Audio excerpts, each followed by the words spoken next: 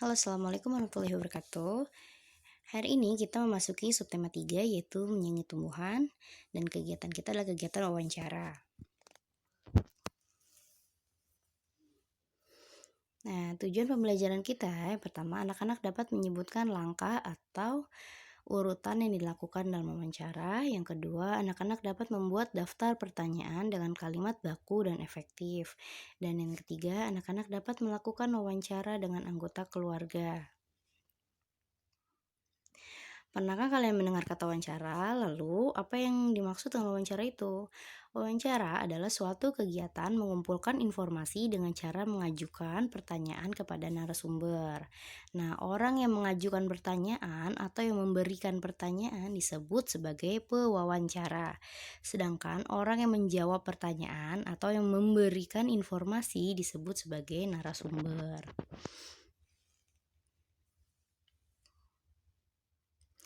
Langkah atau urutan dalam melakukan wawancara. Yang pertama, menentukan tema. Nah, apa sih itu tema? Tema adalah pokok bahasan dalam wawancara. Jadi, apa yang dibahas di dalam wawancara, nah itulah temanya. Contohnya seperti pada wawancara membahas tentang langkah-langkah membuat roti. Nah, maka temanya itu adalah cara membuat roti. Nah, habis menentukan tema, kita membuat daftar pertanyaan. Nah, daftar pertanyaan ini kita buat untuk memudahkan kita saat berwawancara.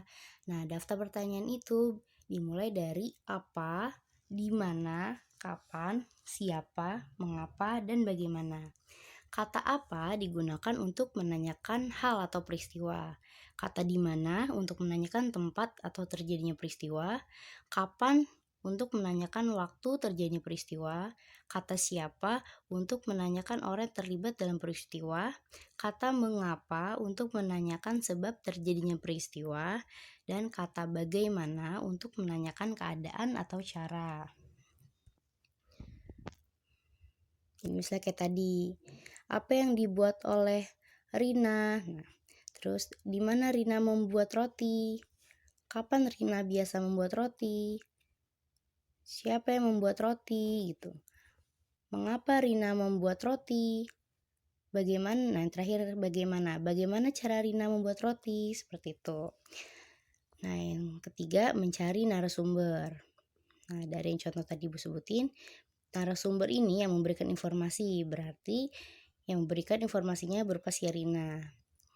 Terus dari mencari narasumber, kita menanyakan informasi. Jadi pewawancara atau menanyakan informasi memperhatikan sikapnya harus baik dan santun.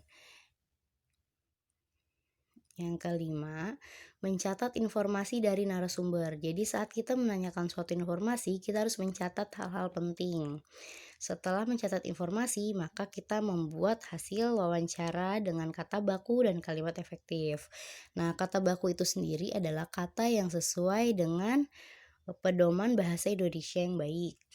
Terus kalimat efektif adalah kalimat yang jelas dan benar, memenuhi kriteria sesuai kaidah. Ada subjeknya itu pelakunya, terus ada predikat, apa yang dilakukan, terus ada objek, apa yang dilakukannya, terus ada pelengkap dan keterangan. Keterangan ini menunjukkan tempat atau waktu.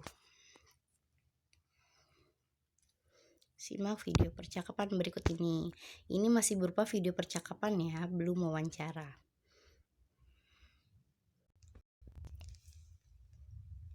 Jet planes in the night sky with you, getting high in the sunrise.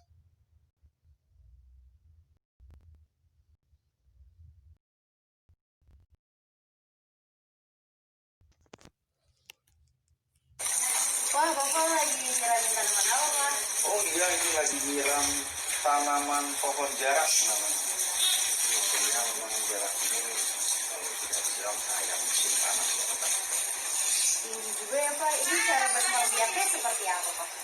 Oh, cara berkembang biaknya ini sangat mudah sekali. Biasanya kita setek aja gitu. Batangnya ini kita tancapkan lagi, biasanya langsung seperti itu. Lalu, Pak, manfaat dari pohon ini apa? Wah, sangat luar biasa ini. Dengan pohon jarak ini salah satunya yang sering digunakan untuk bayi atau balita, biasanya kalau masuk angin atau kembung dia ditampal dengan pohon jarak. Untuk orang dewasa dan anak juga bisa kita gunakan. Biasanya kalau yang sariawan itu kita gunakan, kita ambil aja pohonnya, kita ketuk petiknya, getahnya kita teteskan di yang luka, bisa langsung kering. Salah satu seperti itu. Luar biasa. Katanya dengar-dengar pohon jarak ini juga bisa untuk obat rematik ya?